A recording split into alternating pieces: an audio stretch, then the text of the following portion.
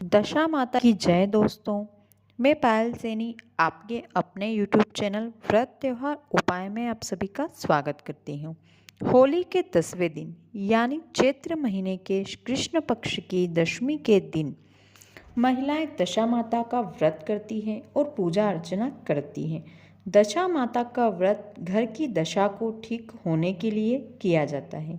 माना जाता है कि जब मनुष्य की दशा ठीक होती है तब उसके सभी कार्य सही होते हैं, सिद्ध होते हैं। लेकिन वहीं जब मनुष्य की दशा ठीक नहीं होती है तब मनुष्य को परेशानी होती है। इन्हीं परेशानियों से निजात पाने के लिए दशा माता का व्रत करने की मान्यता है। इस व्रत में पीपल के पेड़ की पूजा की जाती है। दशा माता यानी माँ भगवती की पूजा और व्रत करके महिलाएं गले में एक दशा माता का डोरा पहनती है ताकि परिवार में सुख समृद्धि, शांति, सौभाग्य और धन संपत्ति बनी रहे। इसे सांपदा माता का डोरा भी कहते हैं। दशा माता नारी शक्ति का ही एक रूप है। माँ दशा माता ऊंट पर सवार देवी माँ के इस रूप को 4 हाथों में दर्शाया गया है। दशा माता अपने ऊपरी दाएं और बाएं हाथ में तलवार और त्रिशूल रखती है और निचले दोनों हाथों में यानी दाएं और बाएं हाथों में उनके पास कमल और कवच होता है। दशा खराब हो तो अनेक प्रकार की बाधाएं उत्पन्न होती है। पूरी कोशिश करने पर भी कोई काम पूरा नहीं होता। ऐसे संकटों को उबारने वाला होता है दशा माता का व्रत। इस व्रत को जो भी महिला भक्ति भाव से करती है उसके घर से दुख और दरिद्रता दूर होती है और घर परिवार की दशा सही बनी रहती है। दशा माता व्रत के दिन आपको क्या करना चाहिए वो जान लीजिए। महिलाएं दशा माता के दिन सूती धागे में 10 गांठ बांधती है और दशा माता को समर्पित करके उसे धागे को अपने गले में पूरे साल धारण करती है। दशा माता का डोरा साल भर गले में पहना जाता है, लेकिन यदि आप दशा माता का डोरा साल भर नहीं पहन सकते हैं तो वैशाख महीने की शुक्ल पक्ष में किसी भी अच्छे दिन खोलकर अपने घर के मंदिर में रख सकते हैं। इतना ही नहीं, आप इतना भी नहीं पहनना चाहते हैं तो जिस दिन आपने पहना है उसी दिन डोरे को रात के समय उतारकर आपके पूजा के स्थान पर रख दें और अगले वर्ष पूजा के बाद पीपल की जड़ में गड्ढा खोदकर गाड़ दीजिए। पीपल के पेड़ के चारों ओर 10 बार घूमते हैं और उसके तने पर पवित्र सूती धागे को घुमाते हैं। दशा माता की पूजा पीपल के पेड़ की छांव में करना बहुत ही शुभ माना जाता है। राजा नल और उनकी रानी दमयंती की कथा सुनी या पढ़ी जाती है। इसे पढ़ना और सुनना हमारे घर की दशा सुधारता है। इस दिन व्रत रखकर विवाहित महिलाएं अपने परिवार की सुख और समृद्धि की कामना करती हैं। दशा माता का व्रत जीवन में जब तक शरीर साथ दे तब तक किया जाता है। इस व्रत को बीच में नहीं छोड़ सकते हैं, ऐसा करना अशुभ माना जाता है। इस व्रत का उद्यापन नहीं किया जाता। घर के मुख्य द्वार के दोनों ओर हल्दी और कुमकुम के छापे बनाए जाते हैं। इस प्रकार महिलाएं अपने घर को बुराई और नकारात्मकता से बचाने के लिए देवी देवताओं से प्रार्थना करती है। दशा माता की पूजा के बाद व्रत खोला जाता है। इस दिन व्रती केवल एक ही प्रकार के अनाज का सेवन करती है और ज़्यादातर महिलाएं गेहूं का विकल्प चुनती है क्योंकि गेहूं इस दिन खाना बहुत शुभ माना जाता है। दशा माता के दिन आपको क्या नहीं करना चाहिए। दशा माता के दिन नमक का सेवन वर्जित होता है। दशा माता के दिन पैसे उधार नहीं देना चाहिए। यहाँ तक कि अपने घर की कोई वस्तु भी किसी को नहीं देना है और ना ही किसी से कोई वस्तु या पैसा मांगना है।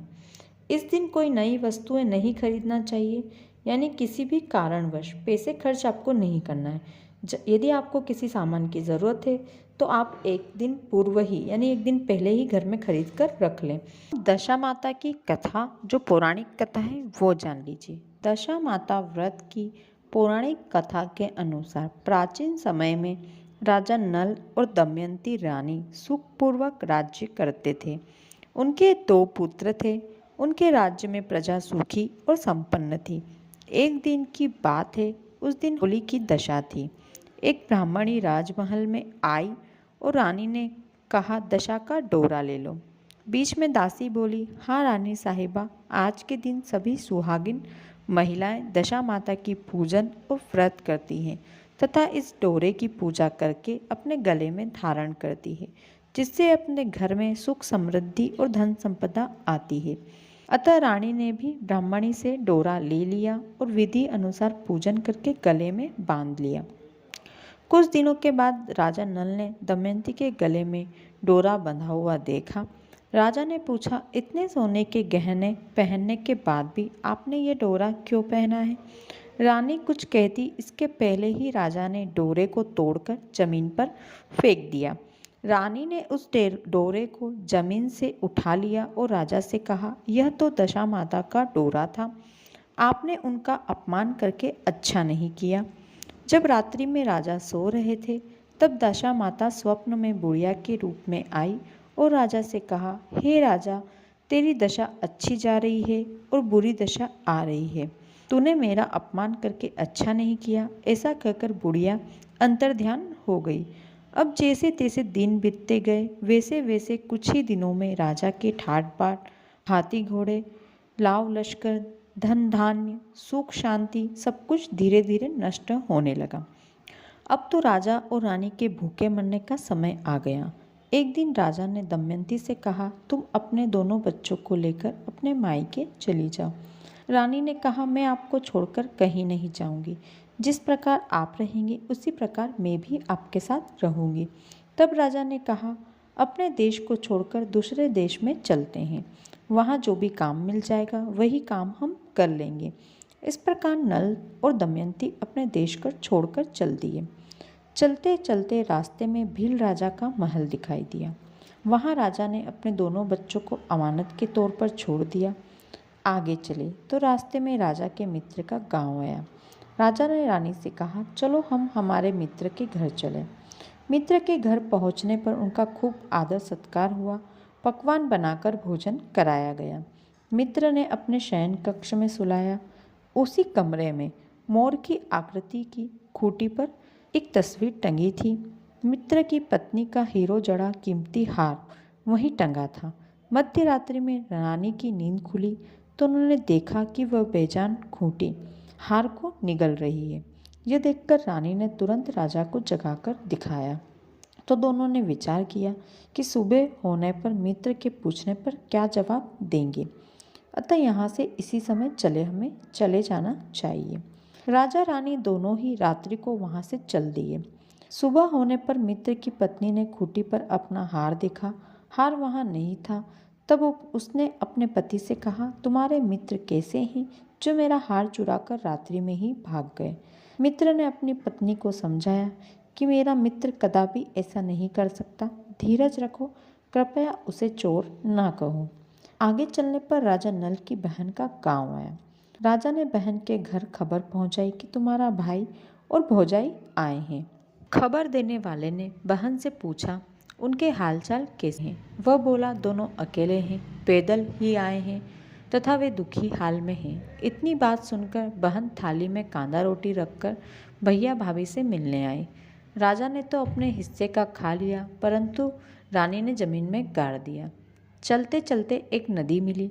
राजा ने नदी में से मछलियाँ निकालकर रानी से कहा, तुम इन मछलियों को भूंजो, मैं गांव में से परोसा लेकर आता हूँ। गांव का नगर सेठ सभी लोगों को भोजन करा रहा था। राजा गांव में गया और परोसा लेकर वहाँ से चला तो रास्ते में चील ने झपट्टा मारा तो सारा भोजन नीचे गिर गया।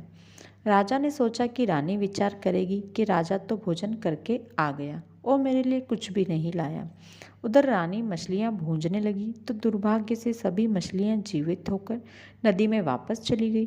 रानी उदास होकर सोचने लगी कि राजा पूछेंगे और सोचेंगे कि सारी मछलियाँ मैं खा गई। जब राजा आए तो मन ही मन समझ गए और वहाँ से चल दिए। चलते चलते रानी के मायके का गांव आया। राजा ने कहा, तुम अपने मायके चली जाओ, वहाँ दासी का कोई भी काम कर लेना, मैं इसी गांव में कहीं नौकर हो जाऊंगा। इस प्रकार रानी महल में दासी का काम करने लगी और राजा तेली के घाने पर काम करने लगा। दोनों को काम करते हुए बहुत दिन हो गए। जब होलिका दशा का दिन आया तब सभी रानियों ने सिर धोकर स्नान किया। दासी ने भी स्नान किया। दासी ने रानियों का सिर गूथा तो राजमाता ने कहा, मैं भी तेरा सिर गूंथ दूं। ऐसा कहकर राजमाता जब दासी का सिर गूंथ रही थी तब उन्होंने दासी के सिर में पद्म देखा। यह देखकर राजमाता की आंखें भर आई और उन्होंने आंखों से बूंदें गिरी गई, आंसू की बूंदें गिरी। आंसू जब दासी की पीठ पर गिरे तो दासी ने पूछा, आप रो क्यों रही हैं? राजमाता ने कहा, तेरी जैसी मेरी भी एक बेटी है जिसके सिर में भी पद्म था। तेरे सिर में भी पद्म है। यह देखकर मुझे उसकी याद आ गई। तब दासी ने कहा, मैं ही आपकी बेटी हूँ माता। दशा माता के कोप से मेरे बुरे दिन चल रहे हैं, इसलिए यहाँ चली आई। माता ने कहा, बेटी तूने यह बात हमसे क्यों छिपाई? दासी ने कहा, मैं सब कुछ बता देती तो मेरे बुरे दिन नहीं कटते। आज मैं दशा माता का व्रत करूंगी तथा उनसे अपनी गलती के लिए क्षमा याचना करूंगी। अब तो राजमाता ने बेटी से पूछा, हमारे जमाई राजा कहाँ हैं? बेटी बोली, वे इसी गांव में किसी तेली के घर काम कर रहे हैं। अब गांव में उनकी खोज कराई गई और उन्हें महल लेकर आए। जमाई राजा को स्नान कराया, नए वस्त्र पहनाए और पकवान बनाकर उन्हें भोजन कराया। अब दशा माता के आशीर्वाद से राजा नल और दमयंती के अच्छे दिन वापस लौट आए। कुछ दिन वहीं बिताने के बाद अपने राज्य को जाने लगे। दमयंती के पिता ने खूब सारा धन, लाव लश्कर, हाथी घोड़े देकर बेटी जमाई को विदा किया। रास्ते में वही जगह वापस आई जहाँ रानियों ने मछलियों को भुना था और राजा के हाथ से चिल के झपट्टा मारने से भोजन जमीन पर गिर गया था। तब राजा ने कहा, तुमने सोचा होगा कि मैंने अकेले भोजन कर लिया, परंतु चील ने झपट्टा मारकर सारा भोजन गिरा दिया था। अब रानी ने कहा, आपने सोचा होगा कि मैंने मछलियां भूनकर अकेले ही खा ली होगी, परंतु वे तो जीवित होकर नदी में चली गई थी। चलते चलते अब राजा की बहन का गांव आया। राजा ने बहन के यहाँ खबर भेजी। खबर देने वाले से बहन ने पूछा कि उनके हालचाल कैसे हैं। उसने बताया कि वे बहुत अच्छी दशा में हैं, उनके साथ हाथी घोड़े लाव लश्कर हैं। यह सुनकर राजा की बहन मोतियों की थाल सजाकर लाई। तभी दमयंती ने धरती माँ से प्रार्थना की और कहा, माँ आज मेरी अमानत मुझे वापस लौटा दो। यह कहकर उस जगह को खोदा जहाँ कांदा रोटी दमयंती ने पहले जाते हुए गाड़े थे। खोदने पर रोटी तो सोने की और कांदा चांदी का हो गया। ये दोनों चीज़ें बहन की थाली में डाल दी और आगे चले। वहाँ से चलकर राजा अपने मित्र के घर पहुँचे।